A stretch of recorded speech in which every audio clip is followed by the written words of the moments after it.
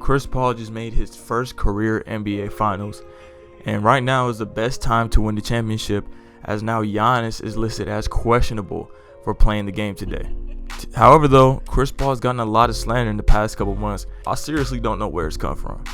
Chris Paul is an all-time great point guard, and why he is over some very acknowledgeable point guards all time, even though he has not won a championship yet.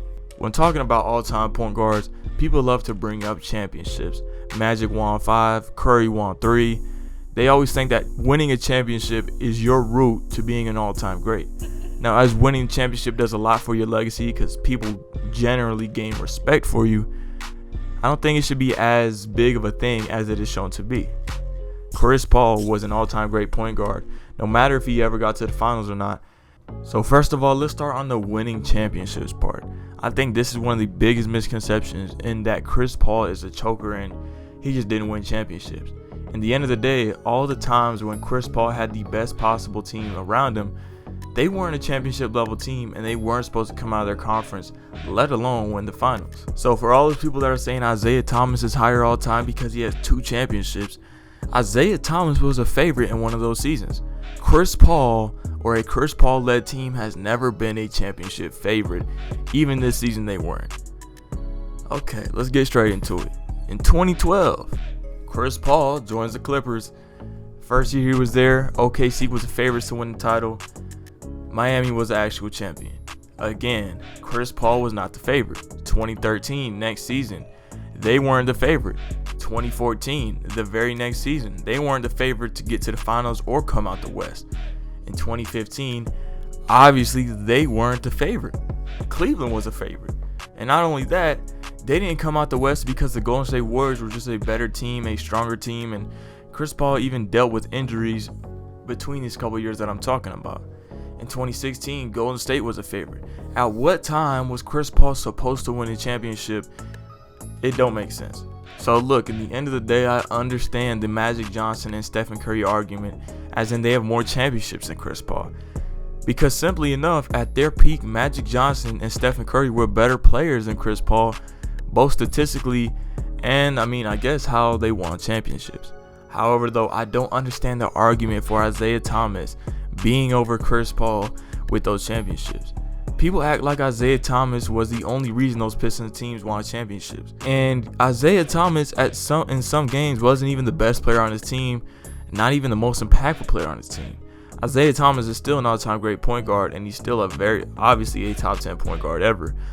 But those 2 championships, to me, they don't hold too much weight considering the era in which he won them, and also the great teammates he had around him that Chris Paul just didn't have. Okay.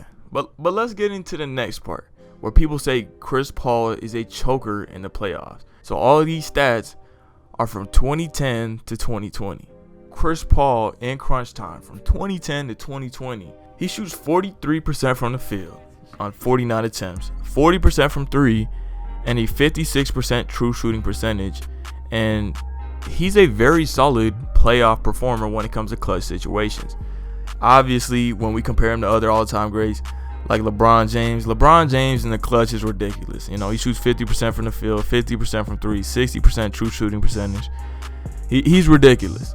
If we just compare him to the other current all-time greats, if you look at him versus Stephen Curry in clutch situations, Chris Paul has an argument over Steph Curry as a clutch player in the playoffs, same as he does against Kevin Durant, same as he does against James Harden. James Harden is just not good in clutch situations in the playoffs the last 10 years.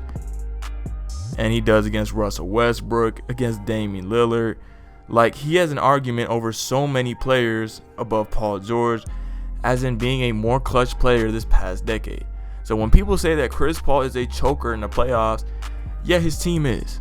But I don't think you can say that Chris Paul as a person is a choker. In clutch situations, people's efficiency goes down, and Chris Paul doesn't go down that much. In fact, he shoots 40% from 3 in clutch situations, which is very impressive. Nobody really shoots 40% from 3 in clutch situations in this past decade, unless you're like LeBron James. And LeBron James is like one of the most clutch players ever. And then one of the last thing that Chris Paul gets scrutinized against for his all-time ranking is accolades.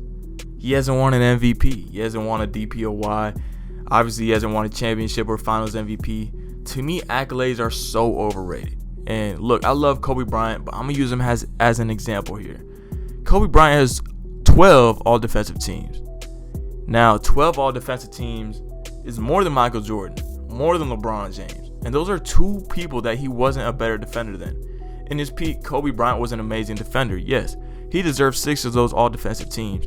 But all 12? So with me and accolades, I feel like a lot of it is still reputation. Now, this last year's MVP, that was really not it at all. Jokic had an all-time great season, and yeah, that's exactly what you wanted.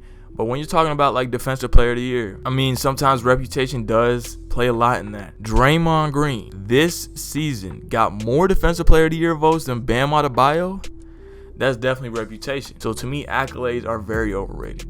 Accolades are great when you can say, oh, look, I have 5 MVPs and 6 championships, and I'm Michael Jordan. Why it's so great is because he still has the best peak ever. I mean, he was a legit baller, no shit. Everybody fucking knows that. But when you get a lot of accolades like your Isaiah Thomas, 2 championships, I think he won a Finals MVP, and he wasn't even the most integral part on many of those playoff runs. The only time I really understand accolades is when you were dominant in getting them. Like a 2013 MVP season for LeBron. If LeBron didn't win the MVP, that would be bullshit.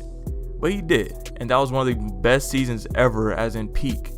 Same thing with 2009 LeBron. Same thing with 91 Michael Jordan. Same thing with 96 Michael Jordan. Those are some of the greatest players ever.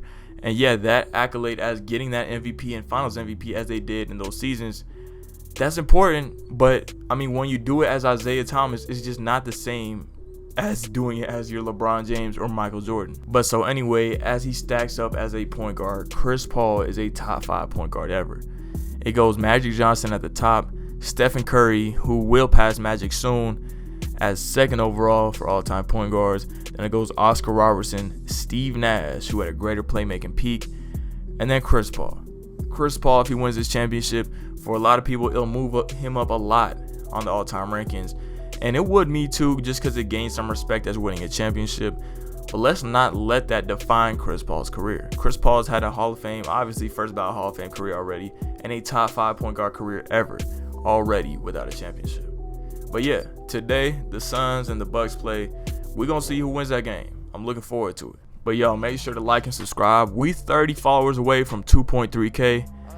Look, I'm looking straight forward to it. Make sure to leave a like on the video. And yeah, thanks for watching. Be with that. Smoking on this tree, I eat with the cat. It be around me cause I don't trust a soul.